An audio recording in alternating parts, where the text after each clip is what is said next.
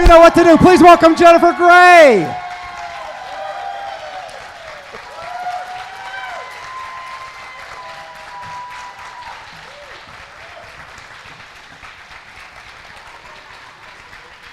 I'll wait for you to sit down first. Hi, y'all. It is so awesome having you here. This is so nice. I've been wanting to be here for a couple of years now.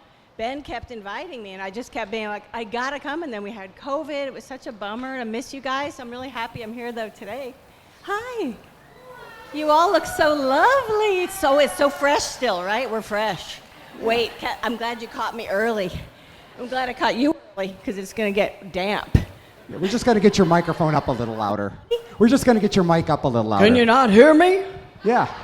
Okay, I'll speak up. Much better. Hi, hey, Michael. So, hi there. You know, I'm just going to go off script for a little bit. I got to ask you about your grandfather, Mickey Katz. Well, you know, Mickey Katz, I always try to describe my grandfather, Mickey Katz, who's my dad's dad. So my dad's Joel Grey, and he was in Cabaret, and he's been in a million things, and he's this amazing Broadway icon. But his grandfather, my grandfather, Yeah. his father. Uh-oh. We have a spare here. Well, you were ready. Oh, no, I think I'm good now. I have two. Thank you. Thank you, Tech. So my grandfather was like the Weird Al Yankovic of Yiddish comedy. And so I was with Al last night because, you know, he's here as well. You guys maybe came for him too. And what he does, what my grandfather did, which was take pop songs and spin them in a kind of funny parody. I don't know. Your voice isn't cutting out. It's the mic. Yeah, okay. So anyway, that was Mickey Katz. He's got a lot of records on Capitol, and he was very beloved. And He was with Spike Jones for a year. how do you know all this, Michael? I was a big fan. I love You know, that. Mishmash, his record, just Oh, all yeah, that. the most Meshuggah. Yeah. Yeah. And actually, there's a clip of you singing David Crockett on, Yeah. I forget what On Conan. Yeah, Conan. I sang, he did David Crockett, which was like the Yiddish Davy Crockett. And, you know, it was like, born in the wild of the Delancey Street, home of gefischte kosher meat, and die wird ein Eifel herzig sie, he flicked him at chicken when it was only 3. David Crockett, he sat in the sun and geracket in the bucket. Yeah, that was my grandfather. So, It's all about Mickey. so I just got to ask you, what was it like growing up with him? Was he an influence on your career? Did he have much advice for you as how to get into the, survive the entertainment business? You know, my grandfather never gave advice. He was just sweet and funny and always like very loving and kind. And just, he liked to do this thing. You know, did you ever have a grandpa or an uncle who thought that was funny to make fart sounds like with their underarm? It's gross. But when he did it, it was cute. And so he would always just do jokes and make me laugh and do funny walks. So that's about as much advice as he gave me. That's pretty darn good advice. It's pretty cool to have that kind of a grandfather. Yeah. So I'm sorry I had to ask you that right off the bat. Sorry, it's so beautiful. I'm so many generations. Like my grandfather, my father, my mom was an actress, and my daughter is now an actor, and my ex-husband's an actor. What is going on? What's with all the actors? So let's get into talk about a bit of the acting. Of course, we're talking Dirty Dancing. And what do you think about that film has just made it so lasting? I mean, once again, generations still watching and enjoying that film. I'm sure when you do these cons, you see all ages. Oh, I loved you in that film, blah, blah, blah. So what do you think was so lasting about that? You know, I've had many years to think about this question because I get asked it a lot because it's so rare. It's like lightning in a bottle to have a movie that appeals to so many generations. And I think it's about a very precious moment in life when you transition from being a girl to being a woman, from being daddy's girl to figuring out your own mind and what you want and who you are. And then I think the idea of the fact that she felt so not the right girl to get the guy. There were so many things about her that were just human, beautiful things, which is much more like everyone in the world. And she felt invisible because she didn't fit that mold of that impossible, that rarefied pretty girl, that popular pretty girl. She was just, okay, I guess I'll be the smart one. I'll be like my dad. I'll be a helper. I'll help people. But there's nothing for me. And I think a lot of people feel that way. They just feel like, oh, if my hair wasn't curly, or if my hair was curly, or if I was skinnier or fatter, or my boobs were bigger, or they were smaller, or boys would like me, and then if boys would like me, then I could have the world. But I can't have that because I was born just perfectly imperfect and human.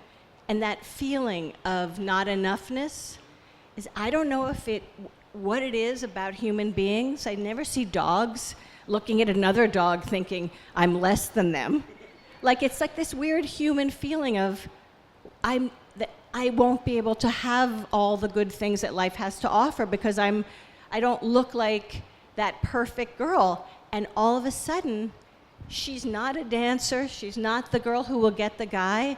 And then what happens is she spends time with this Adonis, and she's so in awe of him, and he's so not interested in her.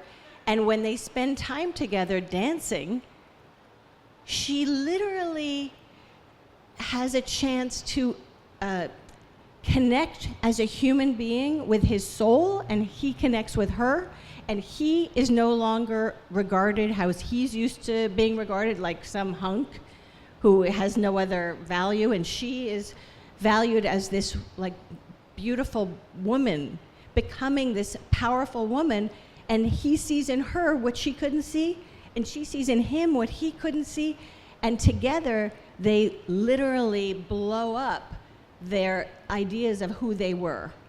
And I don't know anybody, I know this is a long-winded answer. I've had a lot of time to think about it, about 30 years. But the fact is that I believe we all want to be able to believe that there's another option for us, that it's not over, that there's hope, that we could be seen as a more multi-dimensional person, and that souls recognize souls, and that they become more when other people allow them to be more than that little confined idea. Too many words? Sorry. Perfect. But I think it's generational, because I think mothers and daughters and people can, so many generations, everyone's gone through that moment of feeling insecure and not enough, and then feeling seen, and then feeling bullied, and then feeling smeared, and then rising and believing in yourself. I know, I want that. Don't you? Yeah. I would. Great answer, thank you. I mean, I just think it's a very human feeling. So at what part of the filming did you realize you guys were making something really special? I never thought anyone would see the movie, because at the time, independent movies were very rare. There was a John Sayles movie, there were little independent movies, but independent movies didn't have that. They had a very small niche audience, they weren't commercial. And I think because we made it for so little money, and it was just made out of love, and it had no studio backing, and it had this Cinderella story, but it was a fresh take. And I think the idea is we just make something that we love from our heart, not because we think it'll be a hit. And if you make something that's true to you, really true, I believe it will resonate with human beings because it's real. Just a few more questions about it. What was the audition process like? Was there much dancing involved, or? I wrote about it in great length in I wrote a memoir a couple years ago called Out of the Corner, and which I wrote myself, by the way, I just want to say, because most actors don't write their own memoir, just saying. And if you read the book, you'll understand, because I didn't go to college and I wasn't really paying attention in high school. So the fact that I could do it at all is bananas. But what I talk about in the book is that I went up for this audition, and I was told that I was just supposed to bring in music to dance. And so I brought in the Jackson 5, I Want You Back, because I knew if I heard that, I couldn't stop moving. I knew I would just be like, ah! And I just brought in, the big, we used to call them ghetto blasters, or what do they call them? I don't know what they're, those boxes? Boombox. So we brought in the boombox. We could say ghetto blasters back then. That's just what they called them. It's not a slur. And so we brought that in. I put in my cassette. I marked on the cassette. Do you remember when you used to mark on the cassette for your favorite song with a pen or a pencil, so you knew how far to go? So you're looking at the kids didn't understand this. It's very like talking on. It's like talking on a phone that's like attached to the wall. Like, hello. Anyway, so I did that. Played the song, and I just went off. And they just watched me dance, and they were like, whoa, this girl's crazy, because I wasn't a trained dancer, but I love to dance. And I believe that dance, and you don't have to be good to be a good dancer. All you have to do is move how your body wants to move. It's like having your own personal language. Your body language is yours. And what makes you feel good, if you're not trying to look cool, if you're just like going, it's gonna be beautiful. And that was the essence of her. And then I had to read, and then I read with all these different guys, and then I had to dance with a bunch of guys, and they were all not right. They would either be like really limp and couldn't lead, or they would be like trying to show them how strong they were and like throw me around. I was like, okay, I need that just right guy. And then I had done Red Dawn with Patrick before, like maybe a year before. And when I had done Red Dawn with him, I also wrote about this in the book, so if you're curious, you can read more about it. But we were supposed to play boyfriend and girlfriend in that, and it kind of went a little awry, and there were all these pranks being played, and I was just kind of crabby and young, and just kind of like, he kept me up all night with like firecrackers outside my door with all the other boys, and I was like, I was like in a huff in that way that you can be when you're young, and taking yourself really seriously. And I was like, not that guy. That guy, he messed with me, that other movie. And then I danced with him, and I was like, I was like, I can't say no to this. It was like one of those easy chairs where you're just like, I can just relax. And just let him do all the work. And he did. Great story. How about, I know you said it was kind of like a humble film, not much budget. Was there any kind of premiere? And what was the premiere like, if there was a There were big two premiere? premieres. One was in New York, and one was in Los Angeles. And it was at the Ziegfeld Theater, which was a really big theater, like where all the big movies. My dad's movie Cabaret had premiered there. So it was like, I was like, wow. And it was a weird thing, because I was sure, my agent told me no one's ever going to see this movie. And when she came to watch it, she'd only been my agent for a little bit. I'd been with the agency, but she was the main person, and she did not give me any time, so I didn't know her. But now that she went with me to the premiere, we went to look at a screening before the premiere, and I didn't know her at all. And she just said, yeah, don't worry. No one's ever going to see this movie. We got to get another movie in the can right away. I was like, and I went home and cried. It was awful. I was so sure it was a big disaster. And all of a sudden, right before, it started to be a little bit like there was this word of mouth of this excitement, kind of like, when you're at the beach and you see a wave coming in and you're like, whoa, whoa, what's, whoa. It was like that. This wave was coming in of energy. And all of a sudden, I was at these premieres and people were loving it. And it was so surprising and beautiful and also shocking and unexpected. Great. So let's talk a little bit. You've done not only film but television. Do you prefer one to the other, and do you prepare differently for the different mediums? When I was growing up, television was considered not as high class. It was kind of more loser actors did television and commercials, and the really good actors did movies. And now every good actor does television. And there's the best television I've ever seen. There's much more television being made, and I think it's almost better to be in television these days, especially the streaming services are really it's just like long movies, like 8 hours of movie, which is great because you can binge, or you can just have that friend that you get to watch every week. You keep coming back, and it's so brilliant. So the acting is the same. I would say it has to do with the genre. Like if you're working with a John Hughes, like in Ferris Bueller, he would do things like, oh, bug your eyes out. And I'd be like, what? And he'd be like, go like this. And I'd be like, what? And he'd be like, go like this. And I just look in the camera. I was like, okay, now I'm going to be killed. The acting police is circling. This is so bad. I'm so embarrassed. And I would do whatever he said. And I was just doing all this very large, comedic, just stuff that felt really out there and scary. But I just loved him and trusted him, and it worked. And then you have things that are very natural. I'm in this movie coming out in the fall. It's a beautiful movie. It's called A Real Pain. And Jesse Eisenberg wrote it, directed it, stars in it with Kieran Culkin and Will Sharp, who you might know from White Lotus, and me, and two other people. And we play this group going through Poland, visiting their, on a heritage tour. And it's funny and moving and very beautiful. So that's a very naturalistic movie, When's that coming out? It comes out, I think, October 17th. Okay. I think, yeah, and it's Searchlight, and it's a gorgeous movie. It's kind of like an old school movie like we used to love, where it's a small movie that has a lot of heart, and it's about a lot of things. It's not just funny, it's not just sad. It's that beautiful hybrid that we used to see in like the 70s and 80s, right? So you've done some directing too. No. No? Have I? Have I forgotten it? You have, haven't you? I don't think so. Any aspirations of directing? No.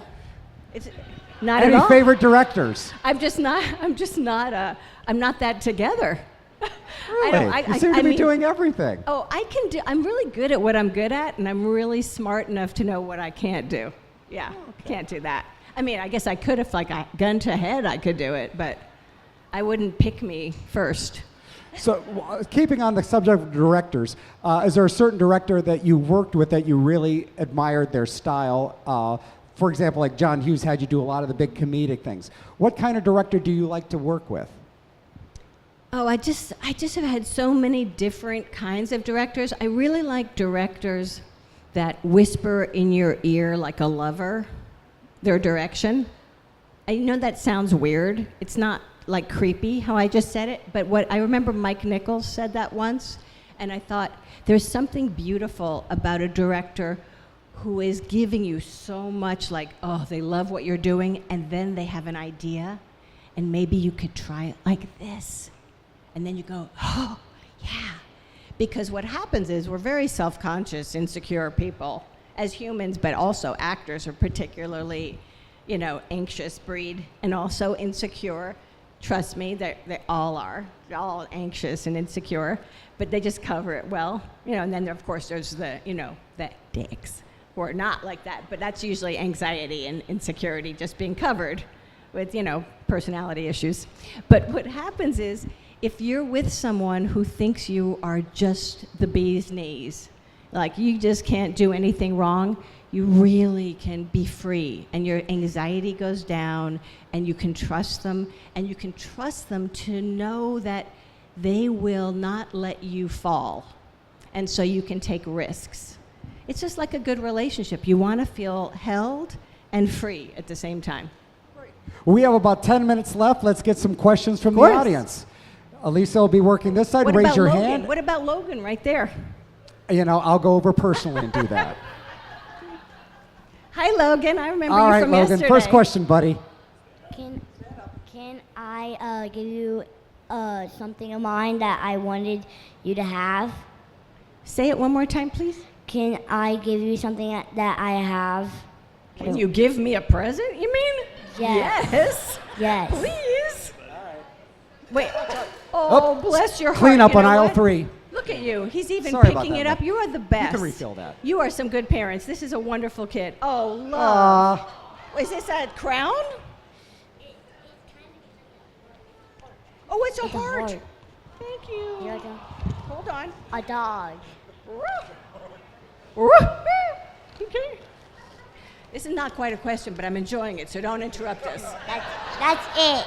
Thank That's you, it. my darling. You're welcome. You're as cute as I thought you were. Logan. I knew I liked him.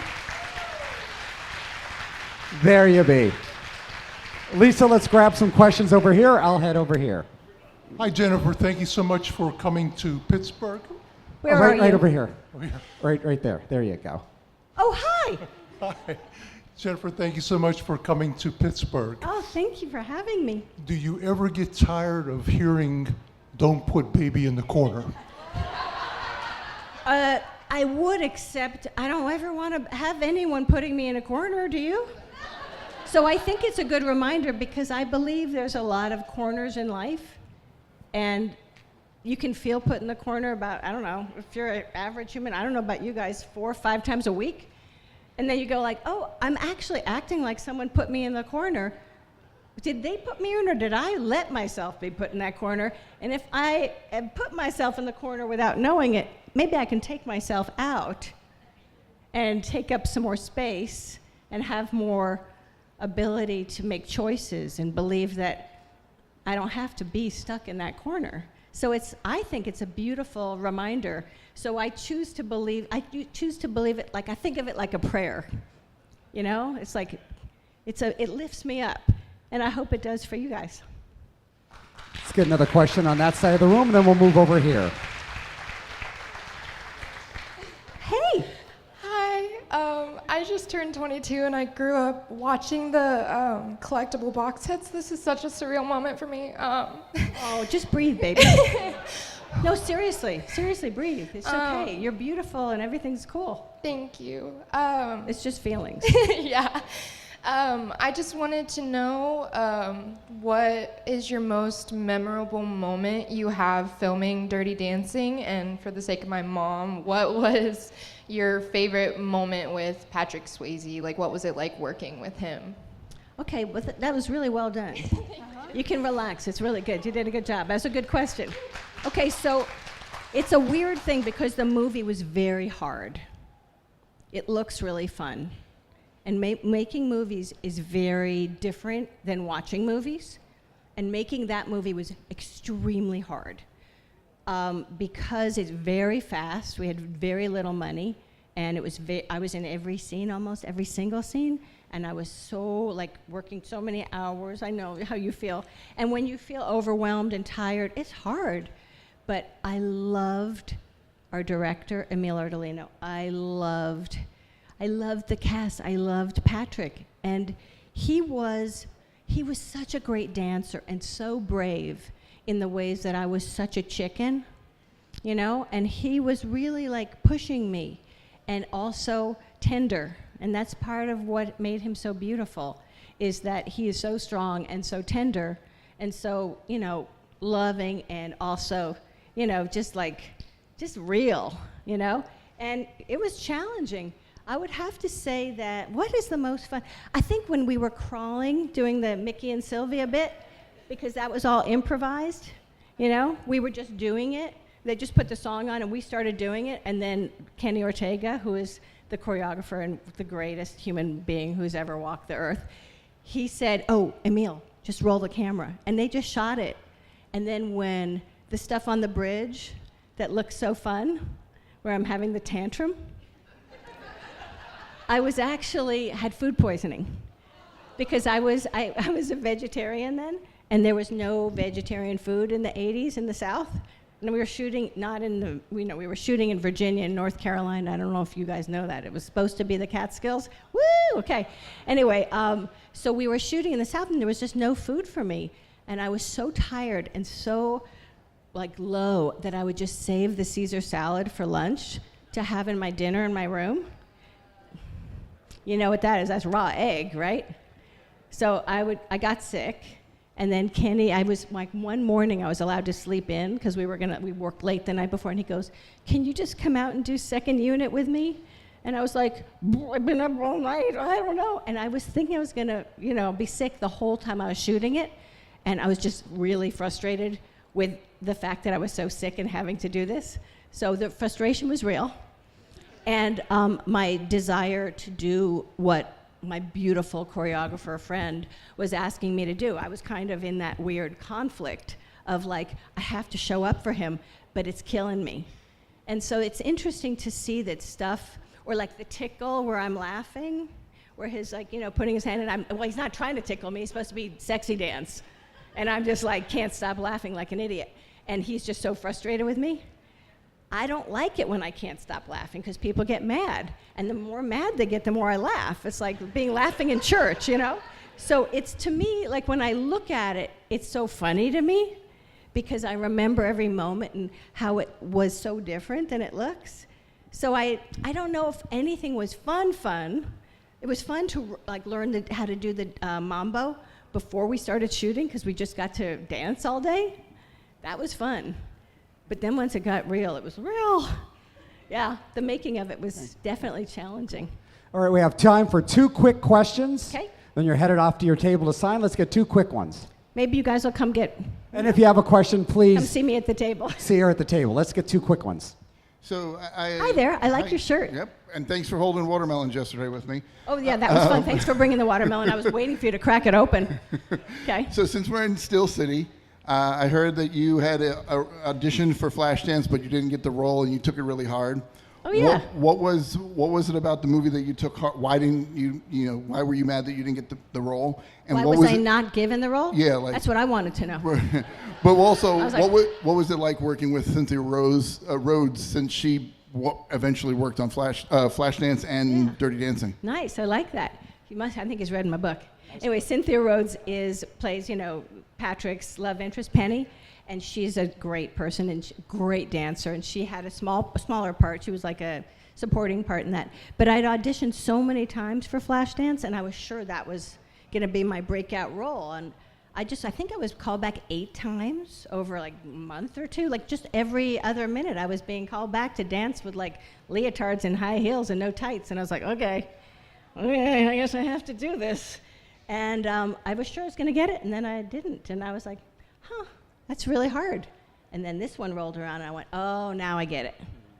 Now I get it. Like, by the way, this is what I always tell my daughter and myself and all my friends. When something that you think is meant for you does not happen, I always think it means it's around the corner. And if you're close, or you're being, like I say, like rejection is God's protection and direction. And I just I believe that to be true in my heart. And so I believe that, like, you just keep going. Yeah. All right, we got one more quick question. You're off to your table. Michael. Please visit her table and hang out. If I wasn't in here, I'd be hanging out with you. Last question real quick. Hello, gentlemen. I Hello. remember you from yesterday Yes, twice. indeed. How we doing? When you did Ferris Bueller's Day Off, Yes, sir. I was in the martial arts myself, okay? You were what? I was in the martial arts. I trained Oh, in the yeah, martial yeah, arts. yeah. And when you did that scene where Principal Rooney scared the With the kick? He scared the crap out of you, yes.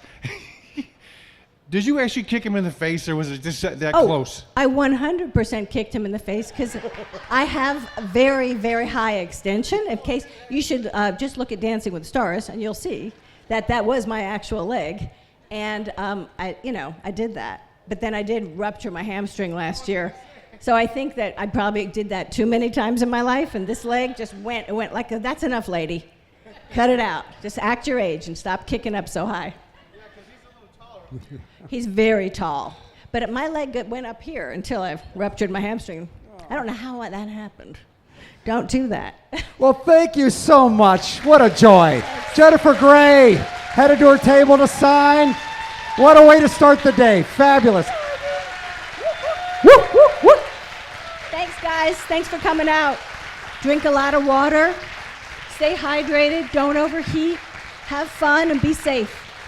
Bye.